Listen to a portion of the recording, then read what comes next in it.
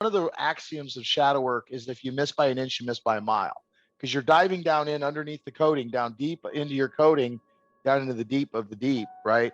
And you're going, okay, where is the misprogram? Where did I misprogram myself? Where was I misprogrammed? Because when you were born, the computer, the mind was just on.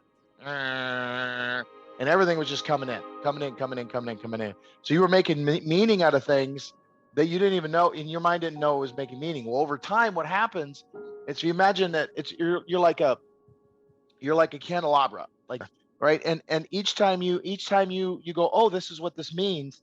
What it does inside the mind is it puts a little etching against it to let you know this is the pattern. The mind craves patterns, so it's just making pattern after pattern after pattern after pattern. And I make one meaning, and then I stand on top of that meaning, and I make another meaning, and then another one, and then another one, and another one, and another one, and I make layer after layer after layer. And if you got bullshit coding down here, then all the coding that comes after it's bullshit as well.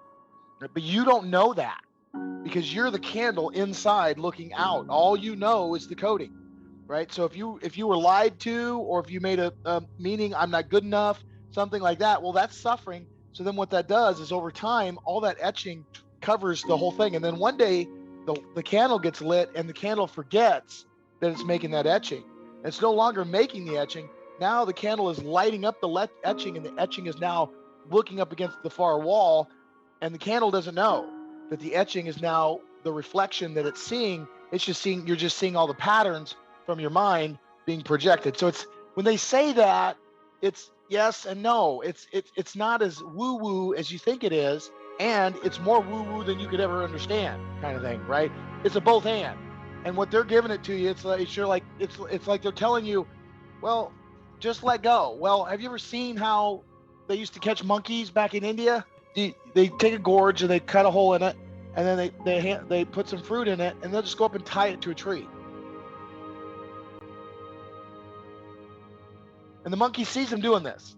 Like, and we're curious, we're monkeys, we're hairless monkeys, that's what we are, right? And the monkey goes up, he puts his hand in the tree, up in the gorge, and he goes to pull it out. Since he goes his hand around the fruit, well, now he can't get his fucking hand out. Well, the monkey doesn't know, because he can't see the hand.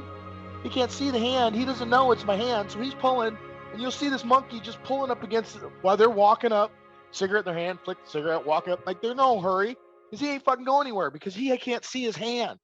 You're holding on to something back here in the past, and if you miss by an inch, miss by a mile, it's not over here. It's back here somewhere. Is it over there? No. And and you got to be able to see it and go, oh, shit, that's why I'm holding on to that. And it should get to a place where everything makes sense. The shadow intensive this weekend, and this guy, he finally got it. Everything in my life has been built around Shane.